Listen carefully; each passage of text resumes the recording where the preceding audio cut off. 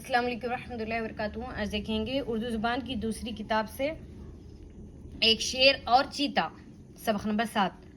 ایک شیر اور چیتے نے متفق ہو کر کوشش اور دوڑ دھوپ کے بعد ہرن کا بچہ شکار کیا۔ حصے تقسیم کرتے وقت دونوں میں انبن ہو گئی۔ تھے دونوں غصہ ور، یہاں تک نوبت پہنچی کہ ایک نے دوسرے پر حملہ کیا اور خوب کشتم کشتہ ہوئی۔ اس نے اس کو جھنجھوڑا، دانتوں اور پنجوں کے مارے دونوں لہو لہان ہو گئے، آخر بے دم ہو کر الگ الگ جا بیٹھے۔ اتنے میں ایک لومڑی جو اسی طاق میں بیٹھی تھی چھپکے سے آئی اور شکار اٹھا کر چمپت ہوئی۔ ان دونوں میں اتنی سخت کہاں باقی تھی، اس سے اپنا شکار چھین لیتے۔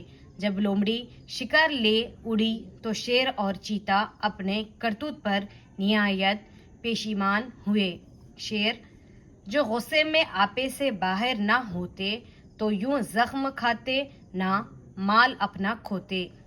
یاد کرو ہجے اور معنی۔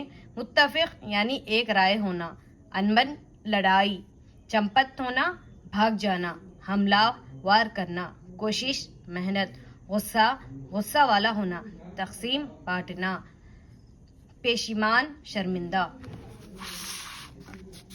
دیکھیں گے سبق نمبر 8۔ ایک مرغا اور لومڑی۔ لومڑی بڑی ہیلا باز ہوتی ہے۔ ایک روز کسی غریب مرغے کو آ دبوچا اور چاہا کہ مارنے سے پہلے جرم اس بیچارے کے ذمہ لگائیں۔ کہنے لگی، تو بڑا ہی موذی جانور ہے، صبح ہونے نہیں پاتی کہ شور مچا دیتا ہے، ککڑکو سوتے لوگوں کی نیند میں خلل ڈالتا ہے،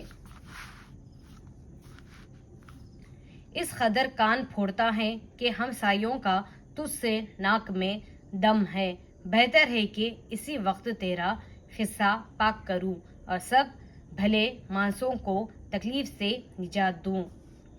مرغ بیچارے نے جواب دیا، سنو بھی لومڑی، نہ میں کسی کو آزار پہنچاتا ہوں نہ بے فائدہ غل مچاتا ہوں، میری بانگ آفتاب کی آمد کا اشتہار ہے۔ جب نور کا تڑکا ہوتا ہے تو میں غفلت کی نیند سونے والوں کو ہوشیار کر دیتا ہوں کہ لوگوں اٹھو اور اپنا اپنا کام کرو، خدا نے رات آرام کے لیے بنائی ہے اور دن کام کے لیے، اب تمہیں انصاف کرو کہ میرا غوغا مچانا لوگوں کو فائدہ پہنچاتا ہے یا نقصان۔ سنگ دل لومڑی پر اس تقریر کا کچھ اثر نہ ہوا اور یہ کہہ کر زیادہ بحث کی فرصت نہیں، میرے ناشتے کو دیر ہوئی جاتی ہے، بیچارے مرغ کو چھیڑ پھاڑ کر چٹ کر گئی۔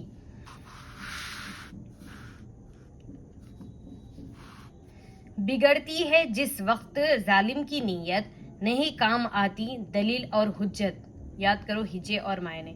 ہلیا یعنی باز، مکار فریبی، سنگ دل سخت دل، بانگ آواز، موذی تکلیف دینے والا، نجات رہائی چھٹکارا، جرم قصور غلطی، تقریر واز بیان، غوغا شور۔ سبق نمبر 9۔ ہاتھی۔ یہ ٹن ٹن گھنٹے کی آواز کہاں سے آئی؟ دیکھنا وہ جھومتا ہوا ہاتھی آ رہا ہے، ذرا پاؤں کی آہٹ نہیں معلوم ہوتی، نہ گرد و غبار اڑاتا ہے۔ گھنٹے کی آواز سن کر لوگ ادھر ادھر کترا جاتے ہیں اور اس کے لیے راستہ چھوڑ دیتے ہیں۔ کتنا بڑا ڈیل ڈول خدا نے اس کو دیا ہے، یہ صحرائی جانوروں میں سب سے بڑا اور قوی ہے، اس کے پاؤں گویا عمارت کے ستون ہیں، آنکھیں چھوٹی چھوٹی مگر شوخ اور تیز ہے، کان کیسے چوڑے چکلے ہیں جن کو پنکھے کی طرح جھیلتا جاتا ہے۔ ہاتھی کی گردن بہت چھوٹی ہے مگر نہایت موٹی ہے، جو ایسی موٹی نہ ہوتی تو اس کے سر کا بھاری بوجھ क्यों कर उठाती। ऊपर के जबड़े में से क्या अच्छे दुबले सफेद दांत निकले हुए हैं। ये बड़े ही सख्त और वजनी होते हैं।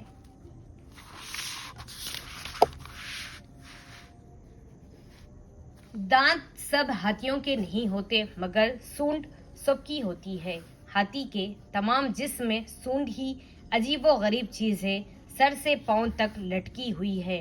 कैसी गांव दुम होती चली आई है। यही इसकी नाक है और यही इसका हाथ। इसको हर तरफ घुमा सकता है। इसके वसीले से छोटी और बड़ी से बड़ी चीज उठा सकता है। हाथी अपने सूंड से दरख्तों को उखेड़ता और शाखों को तोड़ता है। दरख्त की शाख को सूंड में लेकर फंके की तरह छिला करता है। कोई छोटा सा दाना जमीन पर पड़ा हो, इसको भी सूंड की नोक से उठा सकता है। इसको गुस्ल का बड़ा शौक है। अपनी सूंड पर पानी भरकर बदन पर छिड़क लेता और पीने के वक्त मुंह में डाल लेता है। कोता गर्दन होने की वजह से अपने मुंह को पानी तक नहीं पहुंचा सकता। एशिया और अफ्रीका के मुल्कों में ये जानवर पाया जाता है। जब इसको बनों और जंगलों में से पकड़कर आदमी सधा लेते हैं तो बड़ा होशियार और हलीम और फर्माबरदार बन जाता है। याद करो हिजे और मायने। गुबार यानी धूल, हलीम बर्दाश्त करने वाला, फर्माबरदार हुक्म मानने वाला, सुतून खंबा, गरीब अजनबी, सहराई जंगल में रहने वाला, इमारत बिल्डिंग, कोता छोटा मुख्तसर। इंशाल्लाह फिर मिलेंगे अगले सबक में। अस्सलाम वालेकुम रहमतुल्लाहि व बरकातुहू।